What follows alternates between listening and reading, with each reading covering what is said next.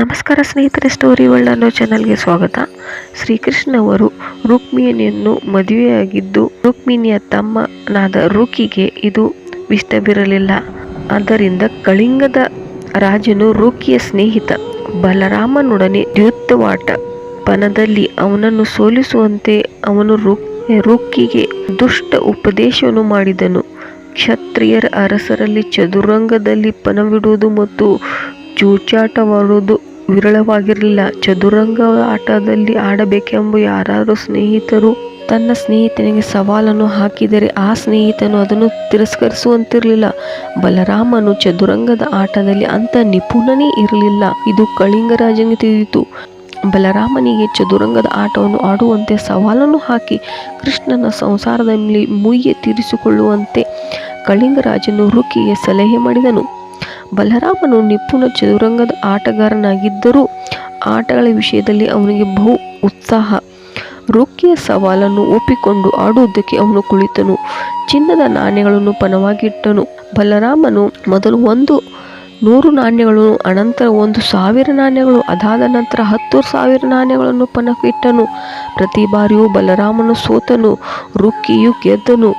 ಬಲರಾಮನ ಸೋಲು ಕಳಿಂಗದ ರಾಜನಿಗೆ ಕೃಷ್ಣನ ಬಲರಾಮನನ್ನು ಟೀಕಿಸಲು ಒಂದು ಅವಕಾಶವನ್ನು ಕಲ್ಪಿಸಿಕೊಟ್ಟಿತು. ಅವನು ಅವರನ್ನು ಹಾಸ್ಯ ಮಾಡುವ ಉದ್ದೇಶಪೂರ್ವಕವಾಗಿ ಬಲರಾಮನಿಗೆ ತನ್ನ ಹಲ್ಲುಗಳನ್ನು ತೋರಿಸುತ್ತಿದ್ದನು. ಬಲರಾಮನು ಆಟದಲ್ಲಿ ಸೋತಿದ್ದರಿಂದ ಚುಚ್ಚುವ ತಮಾಷೆಗಳ ಮಾತುಗಳು ಅವನಿಗೆ ಸಹಿಸಲಾಗಲಿಲ್ಲ. ಅವನು ತಳಮಳಗೊಂಡನು. ರುಕಿಯು ಬಲರಾಮನಿಗೆ ಮತ್ತೆ ಸವಾಲು ಹಾಕಿದನು. ಅವನು 1,00,000 ಚಿನ್ನದ ನಾಣ್ಯವನ್ನು ಪಣವಿಟ್ಟನು. ಸುದೈವದಿಂದ ಬಲರಾಮನು ಗೆದ್ದನು. ಬಲರಾಮನು ಗೆದ್ದುದರಿಂದ ರುಕಿಯ ಕುಕ್ಕಿತ್ತೆಯಿಂದ ಬಲರಾಮನು ಸೋತಿದ್ದನು, ತಾನೇ ಗೆದ್ದನು ಎಂದು ಸಾಧಿಸಲು ಪ್ರಾರಂಭಿಸಿದನು. ಈ ಸುಳ್ಳಿನಿಂದಾಗಿ ಬಲರಾಮನಿಗೆ ರುಕ್ಕಿಯ ಮೇಲೆ ಬಹು ಕೋಪ ಬಂದಿತು. ಅವನ ತಳಮಳವು ಎಷ್ಟು ಅನಿರೀಕ್ಷಿತವಾಗಿತ್ತು ಮತ್ತು ಎಷ್ಟು ಹೆಚ್ಚಾಯಿತೆಂದರೆ ಅದು ಹುಣ್ಣಿಮೆ ದಿನ ಸಮುದ್ರದ ಅಲೆಯಂತೆ ಕಂಡಿತು. ಬಲರಾಮನ ಕಣ್ಣುಗಳಿಗೆ ಸಹಜವಾಗಿ ಕೆಂಪು ಛಾಯೆ ತಳಮಳಗೊಂಡ. ರೋಷಗೊಂಡಾಗ ಅವನ ಕಣ್ಣುಗಳು ಇನ್ನೂ ಕೆಂಪಗಾದವು. ಈ ಬಾರಿ ಅವನು 10 ಕೋಟಿ ನಾಣ್ಯಗಳನ್ನು ಪಣವಿಟ್ಟನು. ಚದುರಂಗಾಟದ ನಿಯಮಗಳ ಪ್ರಕಾರ ಮತ್ತೆ ಬಲರಾಮನೇ ಗೆದ್ದನು. ಆದರೆ ರುಕ್ಕಿ ಕುಕ್ಕಿತ್ತೆಯಿಂದ ತಾನೇ ಗೆದ್ದನೆಂದು ಸಾಧಿಸಲು ಪ್ರಾರಂಭಿಸಿದನು. ರುಕ್ಕಿ ಅಲ್ಲಿದ್ದ ರಾಜರಿಗೆ ಮನವಿ ಮಾಡಿಕೊಂಡನು. ಅದರಲ್ಲಿಯೂ ಮುಖ್ಯವಾಗಿ ಕಳಿಂಗದ ರಾಜರ ಹೆಸರನ್ನು ಹೇಳಿದನು. ಈ ಜಗಳವು ನಡೆಯುತ್ತಿದ್ದಾಗಲೇ ಧ್ವನಿಯೊಂದು ಕೇಳಿಸಿತು. ಪ್ರಾಮಾಣಿಕವಾಗಿ ಬಲರಾಮನೇ ಆಟದಲ್ಲಿ ಗೆದ್ದಿದ್ದಾನೆ ಎಂದು, ಅವನು ತೆಗಳಾಡುತ್ತಿದ್ದೇನೆ ಎಂದು ಮತ್ತು ತಾನೇ ಗೆದ್ದನೆಂಬ ರುಕ್ಕಿಯ ಮಾತು ಸಂಪೂರ್ಣವಾಗಿ ಸುಳ್ಳೆಂದು ಆ ಧ್ವನಿಯು ಹೇಳಿತು. ಹೀಗೆ ಸುದೈವವಾಣಿಯು ಬಲರಾಮನು ಸೋತನೆಂದು ರುಕ್ಕಿಯು ಹಠ ಹಿಡಿದನು. ಅವನ ಹಠಮಾರಿತನದಿಂದ ಅವನ ತಲೆಯ ಮೇಲೆ ಸಾವು ತುಳಿಯುತ್ತಿತ್ತು ಎಂದು ಕಾಣುತ್ತದೆ. ತನ್ನ ಸ್ನೇಹಿತನ ದುರ್ಬೋಧನೆಯಿಂದ ಕೊಬ್ಬಿ ಹೋಗಿದ್ದ ಅವನ ದೈವವಾಣಿಗಳು ಗಮನ ಕೊಡಲಿಲ್ಲ. ಅವನ ಬಲರಾಮನನ್ನು ಟೀಕೆ ಮಾಡಲು ಪ್ರಾರಂಭಿಸಿದನು. ಅವನ ಪ್ರೀತಿಯ ಬಲರಾಮ್ಜಿ, ನೀವು ಇಬ್ಬರು ಸೋದರರು ಗೋಪಾಲಕರು. ಗೋವುಗಳನ್ನು ನೋಡಿಕೊಳ್ಳುವುದರಲ್ಲಿ ನಿಪುಣರಾಗಿರಬಹುದು, ಆದರೆ ಚದುರಂಗದಾಟದಲ್ಲಿ ಅಥವಾ ರಣಭೂಮಿಯಲ್ಲಿ ಬಾಣಗಳನ್ನು ಹೊಡೆಯುವುದರಲ್ಲಿ ನೀವು ಹೇಗೆ ನಿಪುಣರಿದ್ದೀರಾ?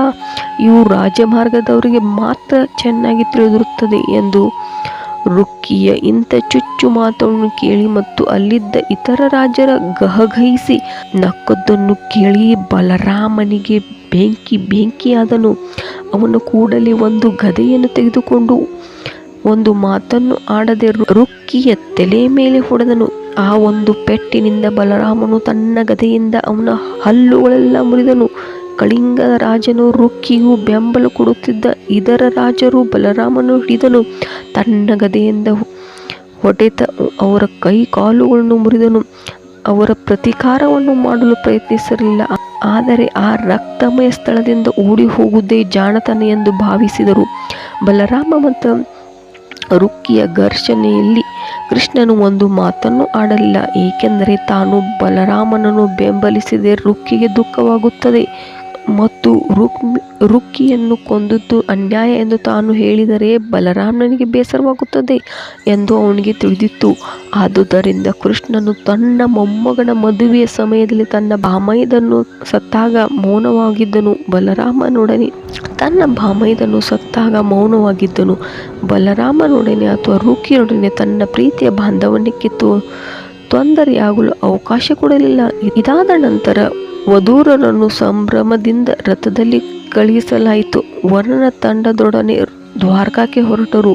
ವರನ ತಂಡಕ್ಕೆ ವಧು ಎನ್ನುವ ರಾಕ್ಷಸನ್ನು ಕೊಂದು ಕೃಷ್ಣನು ರಕ್ಷಣೆಯಲ್ಲಿತ್ತು. ಹೀಗೆ ಅವರು ರುಕ್ಕಿಯ ರಾಜ್ಯದ ಭೋಜಕೂಟವನ್ನು ಬಿಟ್ಟು ಸಂತೋಷದಿಂದ ದ್ವಾರಕೆಗೆ ಹೊರಟರು. ಹೀಗೆ ರುಕ್ಮಿಣಿಯ ತಮ್ಮ ರುಕ್ಕಿಯು ಚದುರಂಗ ಆಟ ಒಂದು ಪಣವಿಟ್ಟು ಅದರಲ್ಲಿ ಸೋತು ತಾನು ಸತ್ತು ಹೋದನು. ಈ ಕಥೆ ನಿಮಗೆ ಇಷ್ಟವಾಗಿದ್ದರೆ ಲೈಕ್ ಮಾಡಿ, ಶೇರ್ ಮಾಡಿ ಮತ್ತು ಸಬ್ಸ್ಕ್ರೈಬ್ ಮಾಡಿ. ಹರೇ ಕೃಷ್ಣ, ಹರೇ ರಾಮ್.